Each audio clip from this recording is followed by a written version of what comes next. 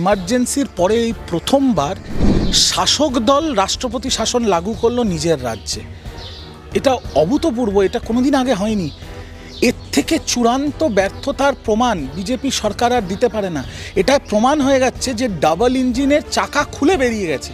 তিনি মহাকুম্ভে গিয়ে নিজের পাপ ধোয়ার চেষ্টা করলেন, তিনি প্যারিসে ঘুরে বেড়াচ্ছেন, এখন আমেরিকায় ঘুরে বেড়াচ্ছেন, এখনও অবধি মুরদ হলো না মণিপুর যাওয়ার। তো বিজেপি সাম দাম দণ্ড ভেদ সব কিছু করে নিচ্ছে যদি যাতে সরকারটাকে বাঁচানো যায়, কিন্তু সরকার বাঁচানো সম্ভব হবে না। এই বীরেন সিং যদি এটা ভারতবর্ষ না হতো আর যদি শাসক দলের নেতা না হতো, তাহলে দেশদ্রোহের আরোপ লাগিয়ে, দেশদ্রোহের ধারা লাগিয়ে ওকে জেলের ভেতরে রাখা হতো। পরে এরা বড় বড় কথা বলে, বাংলায় 30টা আসন পাবে না, শুভেন্দু অধিকারী বিরোধী দলনেতার পদে থাকতে পারবে না। এরা বড় বড় কথা বলছে, তাই তো আবারও বলছে আগে মণিপুর সামলা তারপর ভাববি বাংলা। বিজেপি শেষ করে দিল। যারা সরকার চালাচ্ছে তারা ভারতবর্ষের একটা রাজ্যকে দায়িত্ব নিয়ে শেষ করে দিল, সর্বশান্ত করে দিল। 9 ফেব্রুয়ারি মণিপুরের মুখ্যমন্ত্রী পদত্যাগ করলেন এবং তারপরেই 13ই ফেব্রুয়ারি আমরা দেখলাম রাষ্ট্রপতির শাসন জারি হলো। এন বীরেন সিংয়ের কোনো বিকল্প না পেয়ে কি সিদ্ধান্ত?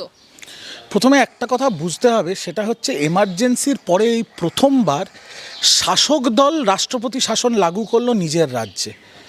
এটা অভূতপূর্ব, এটা কোনোদিন আগে হয়নি।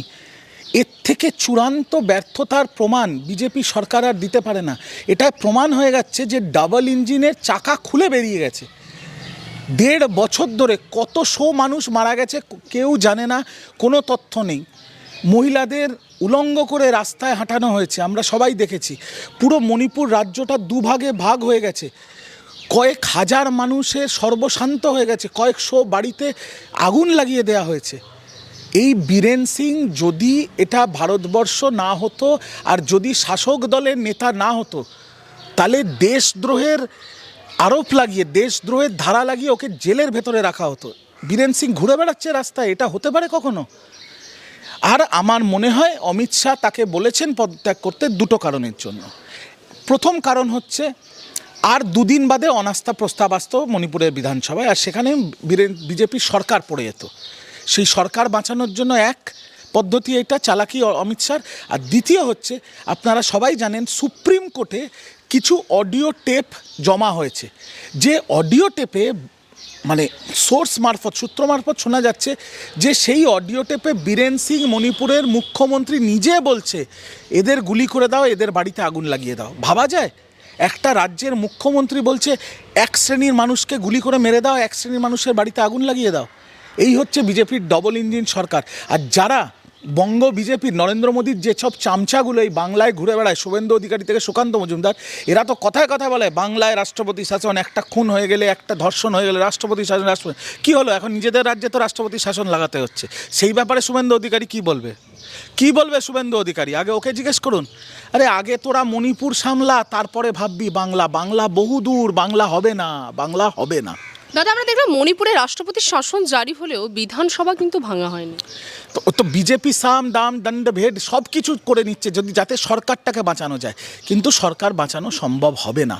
রাষ্ট্রপতি শাসনের পরের নিয়মই হচ্ছে একটা ভোট করাতে হয়, একটা সময়সীমার মধ্যে ভোট করাতে হয়। যখন ভোট হবে, আমি দায়িত্ব নিয়ে বলছি, মণিপুরের মানুষ পত্রপাটি বিজেপিকে বিদায় দেবে মণিপুর থেকে।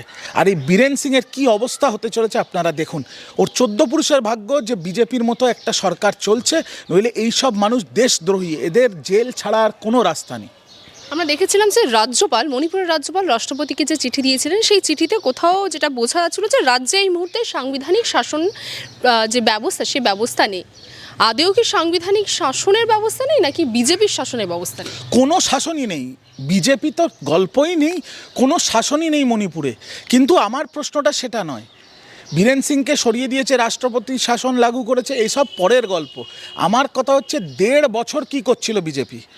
হাজার হাজার মানুষ যখন খুন হচ্ছিল, যখন মহিলাদের উলঙ্গ করে হাঁটানো হচ্ছিল, যখন মেয়েতিরা কুকিদের বাড়িতে আগুন লাগিয়ে দিচ্ছিল, যখন টিপ করে করে গুলি করা হচ্ছিল, যখন মণিপুরের রাজ্যের পুলিশ থানাগুলোকে কবজা করে নিচ্ছিল আতঙ্কবাদীরা, সন্ত্রাসবাদীরা, আর পুলিশের অস্ত্র শস্ত্র লুট হচ্ছিল, তখন বিজেপি কি করছিল? আজকে আপনি দেখুন তো কতটা লজ্জার বিষয়, দেশের প্রধানমন্ত্রী নরেন্দ্র মোদী যে বুক চাবড়ে চাবড়ে বলে 56 ইঞ্চি, সেই প্রধানমন্ত্রী আমাদের দেশে, আমি ভোট দিই না দিই, তিনি তো আমারও প্রধানমন্ত্রী,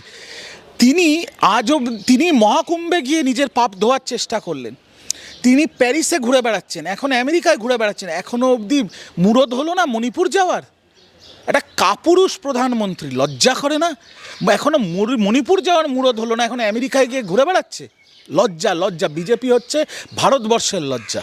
কিন্তু এই যে সিদ্ধান্ত নেওয়া হচ্ছে, অর্থাৎ যে রাষ্ট্রপতির শাসন, আপনাদের মানে এই সিদ্ধান্তকে কি আপনারা সমর্থন করেন যে রাষ্ট্রপতির শাসন হওয়া দরকার এখন? এখন কিসের রাষ্ট্রপতি শাসন হওয়ার উচিত ছিল 1.5 বছর আগে, সব শেষ হয়ে গেছে মণিপুরে। আমি আপনাদের অনুরোধ করব, একবার মণিপুরে যান, গিয়ে দেখবেন পুরো রাজ্যটা মাঝখান দিয়ে ফালি করে কেটে দেয়া হয়েছে, একদিকে মেথি একদিকে কুকি, পুরো রাজ্য ভাগ হয়ে গেছে, সব শেষ হয়ে গেছে ওই রাজ্যে, আর কিচ্ছু নেই। এখন রাষ্ট্রপতি শাসন করে কি হবে? বিজেপি শেষ করে দিল। যারা সরকার চালাচ্ছে তারা ভারতবর্ষের একটা রাজ্যকে দায়িত্ব নিয়ে শেষ করে দিল, সর্বশান্ত করে দিল। বিধানসভা পুনর্জীবনের পথে, অর্থাৎ 27 আমরা জানি মণিপুরের নির্বাচন আছে, সেই নির্বাচনকে লক্ষ্য রেখে কি সিদ্ধান্ত? আমার মনে হয় না 27 অবধি সময় হবে, কারণ রাষ্ট্রপতি শাসন লাগু হওয়ার পরে একটা সময়সীমা আছে। আমার মনে হয় মণিপুরে বিধানসভা ভোট তার আগেই হবে, আর বিজেপি চাইবে সেটাকে যতটা দেরি করার, কিন্তু যখনই মণিপুরে ভোট হবে, আমি এটা দায়িত্ব নিয়ে বলতে পারি, মণিপুরের মানুষ বিজেপিকে পত্রপাঠে বিদায় দিয়ে দেবে, বিজেপি দেখলে পিটবে ওখানে। এই বিষয়ে একটা জিনিস যে আমরা দেখলাম যে শেষ যে বিধানসভা বসেছিল মণিপুরে, সেটা হয়েছিল 2024-এর আগস্ট মাসে, এবং তারপরে আজকে যেখানে 2025-এর 13ই নভেম্বর সেখানে রাষ্ট্রপতির শাসন চালু করা, অর্থাৎ অলরেডি বিধানসভা শেষ হয়ে 6 মাসের বেশি সময় অতিক্রান্ত হয়েছে। আমরা জানি 174-এর 1 ধারা অনুযায়ী 6 মাসের মধ্যে সেখানে আবার বিধানসভা শুরু হতে হয়, কিন্তু ইতিমধ্যে কেন্দ্র সরকারের তরফ থেকে তো কোনোরকম কোনো নির্দিষ্ট সময়সীমাই দেয়নি, যে সময়সীমা অর্থাৎ 6 মাস আমরা জেনে থাকি।